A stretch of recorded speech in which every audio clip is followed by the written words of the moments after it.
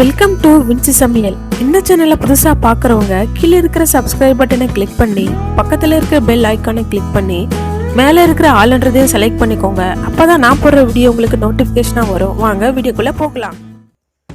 இன்றைக்கி நம்ம வீட்டிலையே ரவா கேசரி ரொம்ப ஈஸி எப்படி செய்யுதுன்னு பார்க்கலாம்.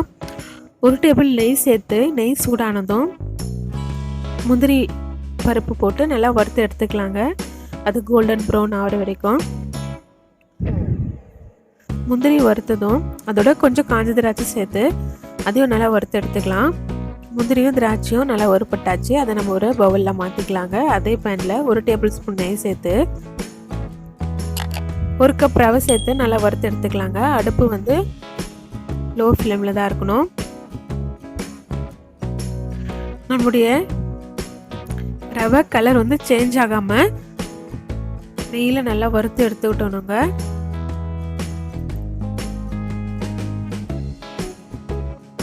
வறுத்த ரவையை நம்ம இந்த மாதிரி அகலமான ஒரு பாத்திரத்தில் கொட்டி கொஞ்சம் ஆற விடலாங்க.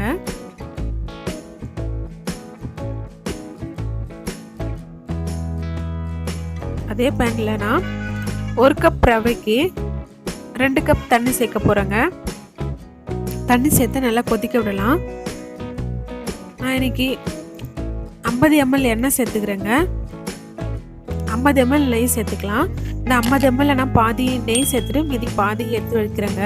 நம்ம வந்து நெய்யிலே செஞ்சோன்னா சாப்பிட்றதுக்கு நம்மளுக்கு ஒரு மாதிரி ரொம்ப திகட்டும். அதனால நம்ம வந்து எண்ணெயை சேர்த்து செய்யலாம். இப்போ நம்ம வறுத்து வச்சிருக்கிற ரவையை கொஞ்சம் கொஞ்சமாக சேர்த்து இந்த மாதிரி நல்லா கலக்கி விட்டுட்டே இருக்கலாங்க. கட்டி பிடிக்காம இந்த மாதிரி நம்ம கலக்கி விட்டுக்கணும். பாருங்க, கட்டி இல்லாமல் கலரி விட்டுக்கலாம். கட்டி இருந்தால் உடச்சி விட்டு நம்ம நல்லா கலரி விட்டுட்டே இருக்கணுங்க. அடுப்பு வந்து லோ ஃப்ளேமில் தான் இருக்கணும். இதோட நான் 100 கிராம் சர்க்கரை சேர்த்துக்கிறேங்க. சர்க்கரை கொஞ்சம் கொஞ்சமாக சேர்த்து நல்லா மிக்ஸ் பண்ணி விடலாங்க. சர்க்கரை சேர்த்தோன்னே நம்மளுக்கு கொஞ்சம் தண்ணி இருக்கிற மாதிரி இருக்கும்.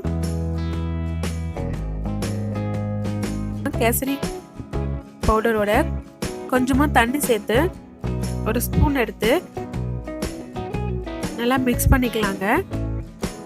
நல்லா பவுடர் கரையிற வரைக்கும் மிக்ஸ் பண்ணிவிட்டு அதை நம்ம இந்த மாதிரி கடாயில் போட்டுக்கலாங்க. 1 டேபிள் ஸ்பூன் ஏலக்காய் பவுடர் இந்த மாதிரி சேர்த்து எல்லா இடத்துலையும் கலர் வர மாதிரி நம்ம கலக்கி விட்டுட்டே இருக்கணும். பாருங்க, பார்க்கறதுக்கு ஒரு அட்ராக்ஷனாக இருக்குது. 50 ஃபர்ஸ்ட்ல நம்ம பாதி எடுத்து வச்சோம் இல்லைங்களா, அந்த நெய்யை மீதி பாதி இதில் ஊற்றிக்கலாம். வறுத்து வச்சிருக்கிற முந்திரி திராட்சை இதில் சேர்த்து எல்லாத்தையும் நல்லா மிக்ஸ் பண்ணி விடலாங்க. பாருங்க, அடி பிடிக்காம இவ்வளோ சூப்பராக வந்திருக்கு பாருங்க.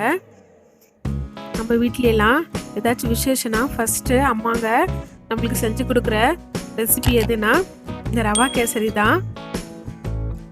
வீட்டில் பர்த்டேக்கு கேக் இல்லைன்னா இந்த ரவா கேசரி தான் வீட்லாம் அப்பெல்லாம் கட் பண்ணுவாங்க. நீங்களும் இதில் ட்ரை பண்ணுங்கள். வீட்லேயும் நீங்கள் செஞ்சு என்ஜாய் பண்ணுங்கள். வின்சி சமையலை சப்ஸ்கிரைப் பண்ணுங்கள்.